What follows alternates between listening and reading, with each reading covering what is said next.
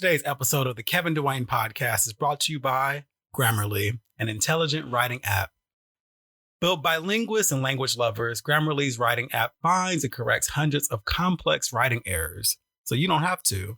Grammarly corrects hundreds of grammar, punctuation, and spelling mistakes while also catching contextual errors, improving your vocabulary, and suggesting style improvements. Come for the best-in-class grammar checking. Stay for the added polish that will keep your text clear, mistake-free, and effective.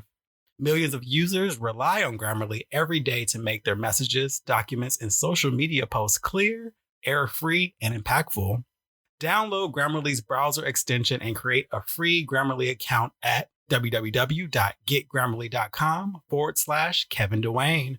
Once again, that is www.getgrammarly.com/Kevin DeWayne. Let's start the show.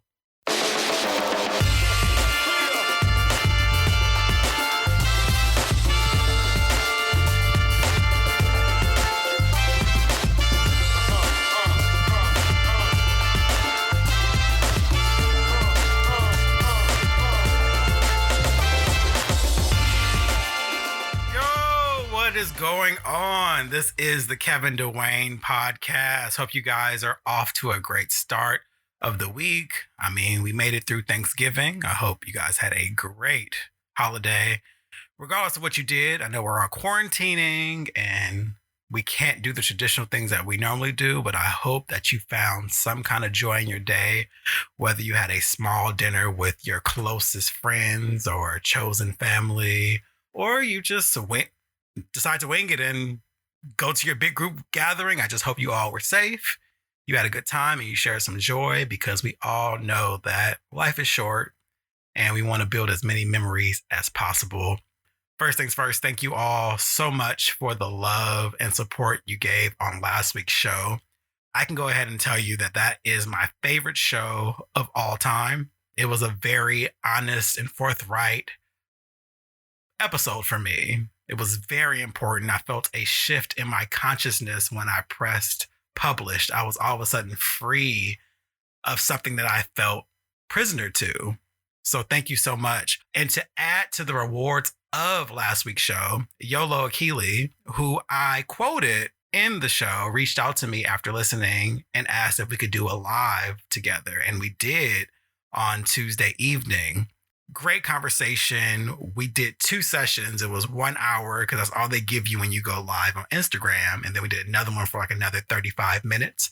You can still watch that session and that live on IGTV on the World of Kevin page. I highly recommend it as a compliment to last week's episode. So to connect to this whole journey that I've been on, we're going to go ahead and move into the next stage. And it goes into the idea of taking full responsibility, essentially reparenting myself, becoming the person that I truly want to be. But as an upfront message, I am inclined to state that I am not a mental health professional, nor am I a life coach, although that's a good idea and maybe something I'll consider in the future. But the content in my show are topics that I research and consult therapists for myself, and I apply to my life. I am simply sharing my personal experiences.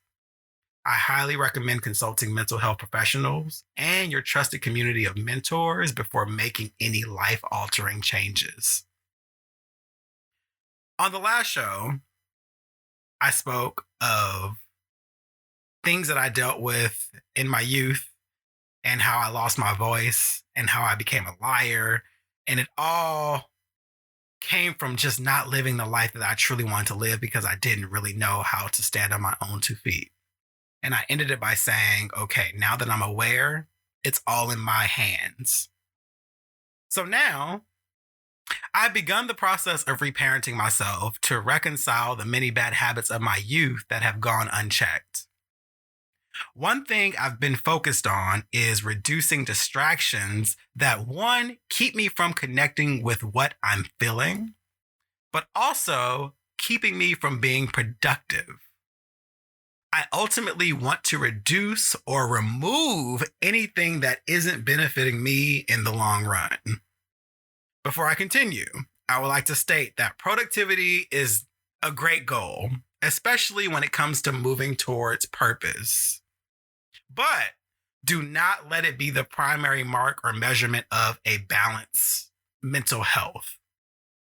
You, yourself, I, myself, are worth far more than how much work you or I do and how much income we bring in or who we support. And it's very important to know the difference because you can be very balanced and not link it to high productivity. I don't want people out here killing themselves just to prove that they feel whole. You know what I mean? They're two separate entities. So I just want to state that because I don't want to get lost in translation. In my journey of connecting to my core, I've come across a practice of mindfulness, or as some refer to as dopamine fasting, which is created by a California psychiatrist, Dr. Cameron Seppa. So let's start with defining dopamine. If you go to WebMD or Wikipedia or wherever your research source is, I chose WebMD because it's a common one. I like to go there. You know, we love to self-diagnose, which is not really a good thing, but sometimes it helps just to be, once again, aware. So they define dopamine as this. They say dopamine is a type of neurotransmitter. Your body makes it and your nervous system uses it to send messages between nerve cells. That's why it's sometimes called a chemical messenger. Dopamine plays a role in how we feel pleasure. It's a big part of our unique human ability to think and plan. Dopamine affects many parts of your behavior and physical function, such as learning, motivation, heart rate, blood vessel function, kidney function, lactation, sleep, mood, attention, pain processing, movement, and many other things. The behaviors I want to focus on are motivation, mood, attention, and learning, primarily.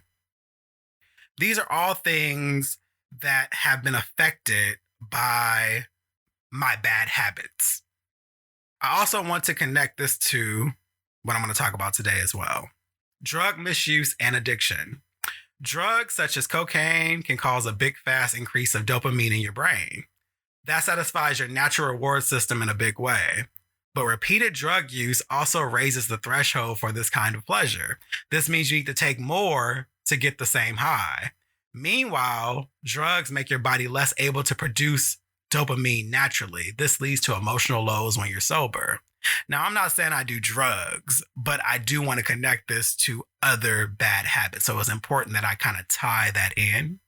Beyond that, studies have proven that social media, entertainment, porn, mobile devices in general also have a large effect on dopamine release in the same way that drugs can affect our bodies because they all operate in that same reward center of the brain.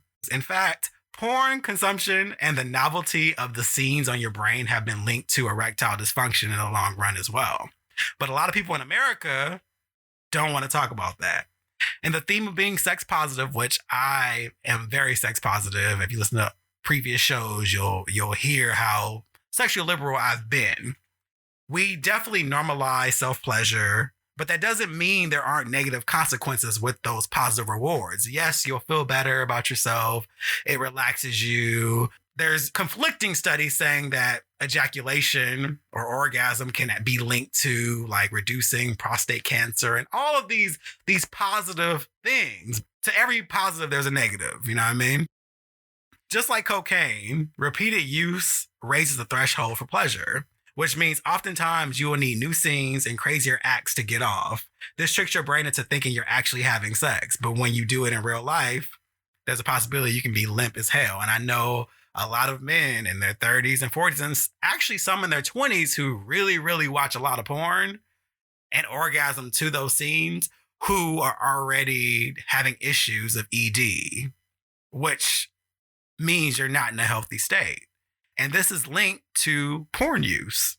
This is not a porn episode, just talking about bad habits.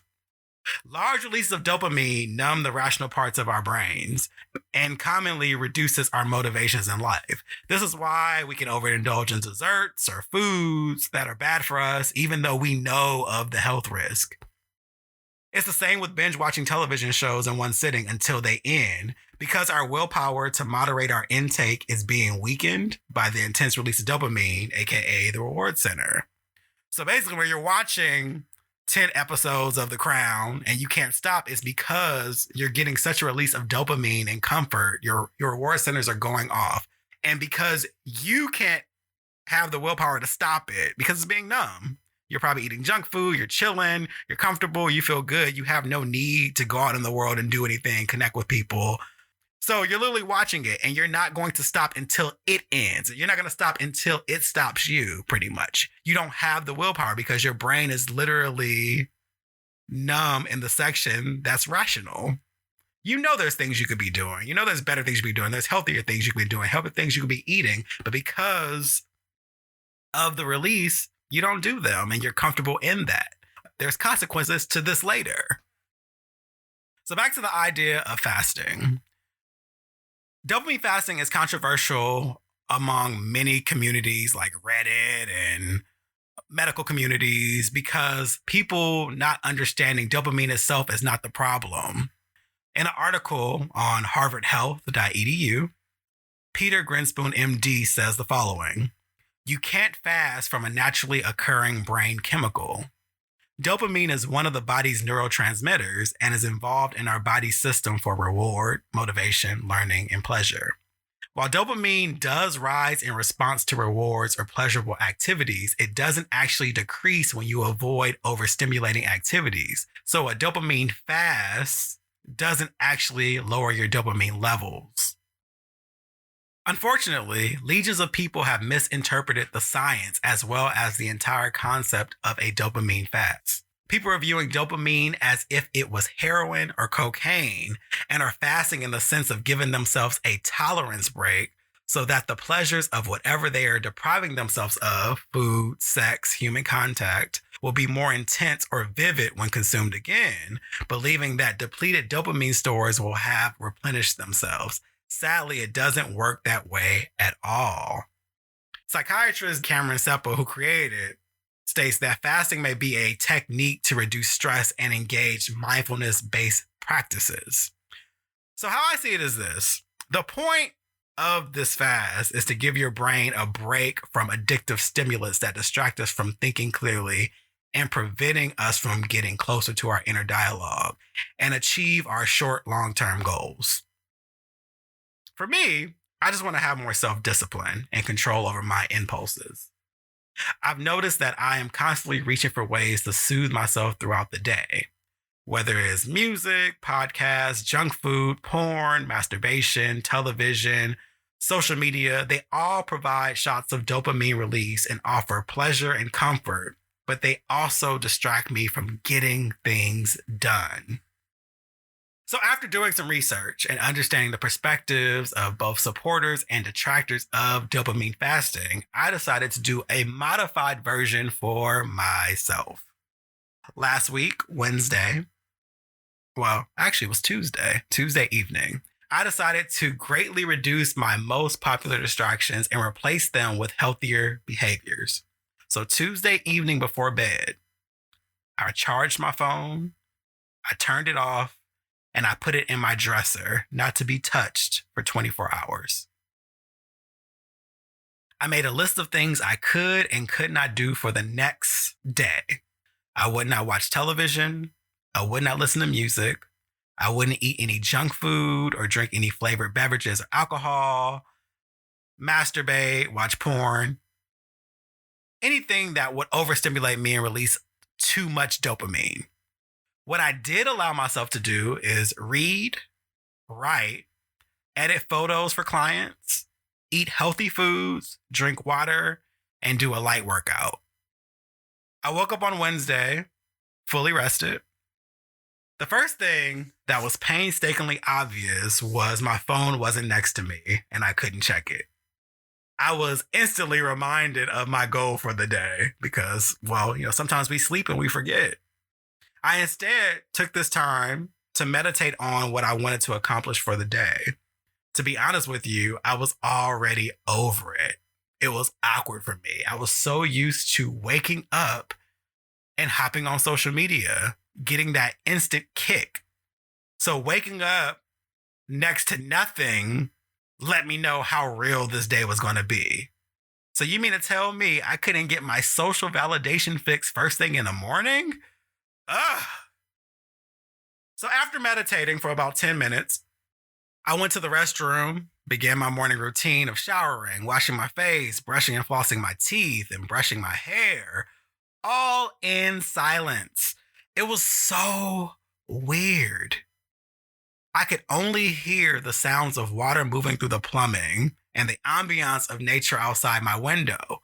It wasn't terrible. It was just odd because I'm used to having some form of pleasant noises like music or a podcast or something else besides, well, nature. I did notice how focused and alert I was on the task at hand. It was as if my teeth had magnified and I threaded through every single one of them while flossing. I took my time with each step of the morning hygiene process because I'm like, well, I don't really have a lot on my plate today, so I may as well take my time and make sure I'm doing this right. Once I was refreshed for the morning, I made a cup of tea. I didn't want my normal jolts of caffeine from coffee since I tend to drink it black. I figured that would give me too much energy and make me want to dance. And since I personally like listening to music for that, it kind of would have been a downer not to be able to dance to music that day. So I said, you know what? Let me just have some tea. It'll be a little less in caffeine and I'll be fine. I then sat at my computer and began editing some photos for a client. As soon as I opened the first pic, I was annoyed. All I saw were flaws that needed to be corrected. And I had a deep desire to do something else instead. This is the bad habit I'm trying to correct. When I feel uncomfortable, I tend to look for things to soothe me through the discomfort. I made a rational decision to move on to another photo instead. Since that one was an eyesore for me, I'm like, let me find one that's a little more pleasant, that doesn't seem as jarring to edit. It won't take a lot of corrections. As I was editing, I could feel my brain working through the withdrawal of sitting in pure silence. The quiet atmosphere was so loud and thick. I felt frustrated. I felt sad. I felt weak for not being able to make it to the afternoon without feeling irritated. Like I was literally upset. For what? But this is that part of leaning into yourself. This is that part of really figuring out what's bothering you. And that was the actual goal of this practice for the day. So I had to continually remind myself. The temptation to turn on some music was strong. I resisted. The temptation to turn on my phone was strong. I resisted. The temptation to check social media on my computer through the internet browser was very strong. I resisted. The temptation to masturbate was strong. I resisted. I was all of a sudden aware of everything I was feeling, and I started to almost feel sorry for myself. But this was the intended result. The point was to get to a place where I had to confront myself and my feelings that I've been soothing away and not resolving. And a comical result of all of this, I ended up forming a throbbing headache. I really felt like I was going through rehab. It was odd as hell. I was like, it's been maybe 3 hours of being awake, and I am already feeling like I'm going through like the changes. Like I'm going to die if I don't have some kind of stimulant. Like I was bored. I was literally bored because I had pulled everything away from myself except the task of editing photos. In hindsight and moving forward, I'll definitely write during these moments. What I should have done was turned off the computer and pulled out my journal and wrote about what I was feeling in that moment. I think that would have been more proactive, and I think that's something that I'll do moving forward. But anywho, I got a headache. It hurt, so I popped a couple ibuprofen. I made some oatmeal because I hadn't eaten yet. I figured eating some breakfast would at least place me in some kind of satisfying mood to continue my project. It helped, but not enough. I begrudgingly sat back down at my desk and started editing photos. There was a technique that I forgot the shortcuts to, so I allowed myself to hop on YouTube to look at a tutorial for that skill. After watching that with extreme focus, I admittedly fell into a vortex of about 30 minutes of watching related videos. It felt like cheating. Even though it was related to my task, I know deep inside I just wanted the distraction from my work. This made me more annoyed, and I felt kind of helpless because I'm like, damn, I have to be distracted so badly, or I have to soothe so badly that I will watch 30 minutes of Photoshop techniques rather than actually Photoshopping. You know what I mean? Like it was one of those things like, damn, this is really bad. This is really serious. But once again, it's all about bringing awareness to self. That was the goal. So I moved forward. My headache was still present. It was cold in my room, and I was just over it all. In a very weird act, I ended up grabbing a blanket off of my bed, swaddled myself, and laid on my floor. So dramatic. It was so dramatic. All I could think about was how bored I was and how much day I had left to get through this in silence without stimulants. This is when I just leaned into that feeling and tried to find the power in it. I ended up falling asleep for about an hour. When I woke up, uncomfortable because I was on the floor, I felt different than I did before going to sleep. I was starving, so I went to make something to eat. It was so silent in my place that all I could think about was how I was going to get through the evening. I was like, wow, it's going to get dark, and I'm literally going to be sitting in this house bored. How am I going to survive this? Once again, so dramatic. However, my mind wasn't as foggy. I was thinking a little bit more clearly. I ended up cooking a different dish than my normal meal plan, and I was excited that I even thought to make it because I'm like, wow, why didn't I think about this before?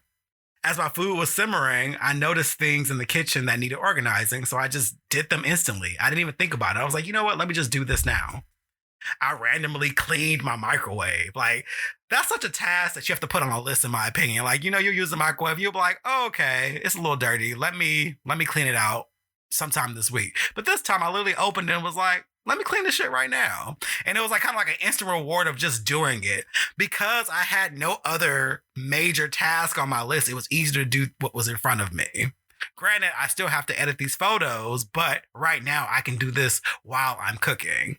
And it just felt very good. It felt different for me because that's not my normal vibe. I'm very much I'll do that tomorrow, I'll do things later type of person. So to do things in the moment felt very empowering. Now, I don't know that that's definitely linked to the practice of dopamine fasting. I'm just sharing that's what I did. And it felt good.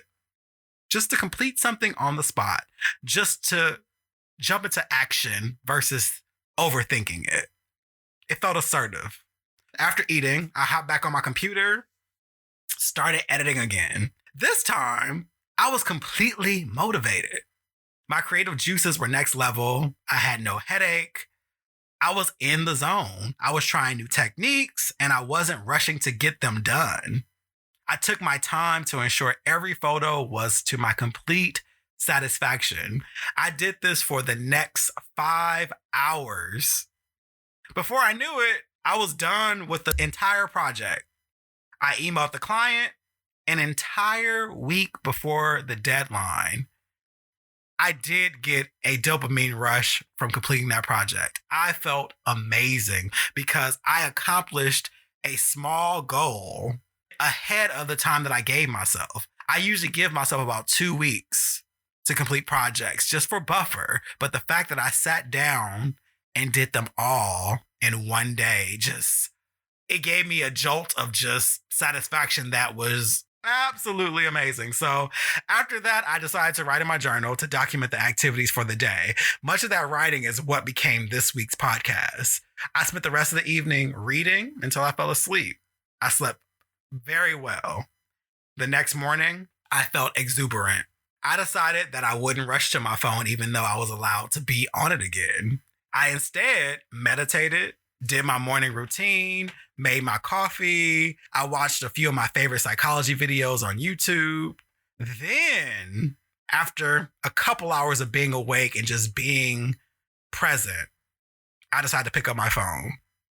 I definitely felt like a kid on Christmas because it was like, oh my God, I haven't been able to use you for a whole day. It sounds so crazy. It was just a day, but that's how addicted we can be to our mobile devices. And let me speak for self. That's how addicted I am to the stimuli of my mobile device. But I was aware in the moment. So as I'm going through checking emails and checking my notifications and seeing comments and seeing likes and all of that stuff, I felt my reward centers going off. I felt the feeling of pleasure and that rush, that feeling of validation. I was just like, okay, this is what I need to pay attention to moving forward. After going through the notifications and getting that initial sense, that jolt of energy, I decided to activate the screen time feature on my phone. I turned it off a long time ago because I hate being told how much I'm using my phone every Sunday because it was just crazy amounts and it made me feel bad about myself. But I'm like, from an accountability standpoint, you need this, Kevin. Put it back on my phone, and feeling the contrast from the frustration of the day before to the satisfaction of being tethered to my device was enough to incite change moving forward. I put a 2-hour limit on my daily social media. After putting my phone down, I then went for a run, and that made me feel so alive. It was the best run ever. Just being in tune with how my body felt, just being in tune with my breath and how my limbs felt. You know, if my knee was acting up, I could feel that. I was tuned in to me. It was amazing. What's so funny about it, it was actually Thanksgiving morning that I woke up and I'm like, oh, that's something to be thankful about. But I came back, showered, and I went to a friend's for dinner. I decided I would bring my camera and take photos, something I honestly never do anymore if money isn't involved. But on this day, I was in a mood to be present and collect memories, and the rest of the day was phenomenal. This whole theme has continued since last Wednesday. I have been productive beyond my normal amounts every day since I've done that initial dopamine fast. So I decided to make it a mindfulness practice and do it every Wednesday. I'm going to do this every Wednesday to build up a healthy habit and also keep the momentum. This practice likely sounds extreme to you all, so it's best you tailor it to your personal comfort. Here's another direct quote from Dr. Prinspoon's article on Harvard Health. He says, Dr. Cameron Seppa recommends that we start a fast in a way that is minimally disruptive to our lifestyle. For example, we could practice dopamine fasting from 1 to 4 hours at the end of the day, depending on work or family demands. For one weekend day, spend it outside on a Saturday or Sunday. 1 weekend per quarter, go on a local trip. Or 1 week per year when you go on vacation. It's up to you how you want to do it. But I think the true benefit is really connecting to yourself and realizing the things that are truly distracting you, and then also getting more in tune with your purpose and your personal goals. I'm going to do this as a practice because I think it'll be great for my self-development. And if you're inspired by this, I suggest you do it too. If you do try it, I would love to hear how it went. So definitely provide your feedback. Hit me up on Instagram, email me at kevindewaynespodcast@gmail.com. And just let me know. I would love to hear what your experience was like because it was very odd. It was a struggle in the beginning of the day, but I was empowered by the end of the day. It had lasting effects. It had lasting rewards for days to come. So I want to do it every Wednesday. So every Wednesday, it's just going to be a silent Wednesday. No distractions. And I'll give myself healthy tasks as replacements to do instead. And I think that'll be a good practice. I'm definitely in the zone of that. So thank you so much. Thank you for listening. Also, church announcement. Shows starting next week will go back to being premiered on Wednesdays. Just for the sake of being consistent with you all as listeners, I just want to make sure that we all know when the Kevin Dwayne podcast is coming out. So next Wednesday, the next show will premiere, and it will be every Wednesday moving forward. So we're all clear on that. Other than that, thank you guys so much for your support. Please subscribe if you're listening for the first time and you enjoyed the show. If you are a loyal listener, make sure you're leaving reviews and comments and sharing with your friends. Please tag me so I can reshare on my page too. And as I said before, I love the feedback. I love to interact with you all. I love to hear what you guys think of my personal journey, because I think it gives us all perspective. I think perspective is so important. I'm learning that more and more as I get older. You don't learn anything when you're closed off from hearing the views from others, whether it's negative or positive, because you're learning how other people's brains work. And I think that's a very important tool to growth. With that said, I hope you guys have a great week, and I'll talk to you all next week on Wednesday. Peace out.